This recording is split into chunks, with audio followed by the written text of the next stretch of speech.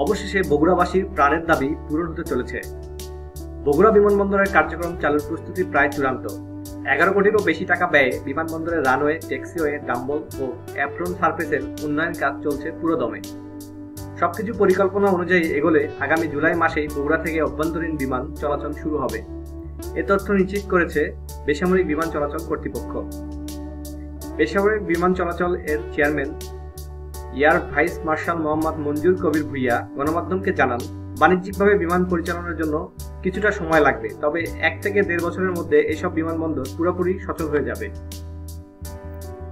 বগুড়া বিমানবন্দরটি বগুড়া শহর থেকে 7 কিলোমিটার উত্তর পশ্চিমে এরুলিয়া ইউনিয়নে বগুড়া সান্তাহার মহাসড়কের পাশে অবস্থিত। এই বিমানবন্দরটি 2000 সালে চালু হওয়ার কথা থাকলেও এখন পর্যন্ত চালু হয়নি। 1991 থেকে 1996 সালে বাংলাদেশ সরকার বগুড়াকে মডেল জেলায় পরিণত করার প্রকল্প গ্রহণ করে। সেই লক্ষ্যে পরবর্তীতে এরুলিয়া মৌজায় 110 একর ভূমি অধিগ্রহণ করা হয় এবং বিমানবন্দর নির্মাণের জন্য। প্রকল্পের আওতায় ছিল 5000 ফুট দীর্ঘ এবং 600 ফুট প্রস্থ রানওয়ে নির্মাণ, অফিস ভবন নির্মাণ সহ প্রয়োজনীয় অবকাঠামো নির্মাণ। 1996 সালে নির্মাণ কাজ শুরু হয় এবং 2000 সালে প্রকল্পটি বাস্তবায়নের কথা থাকে। পরবর্তীতে বিমানবন্দরে বাণিজ্যিকভাবে বিমান পরিবহন চালু হয়নি।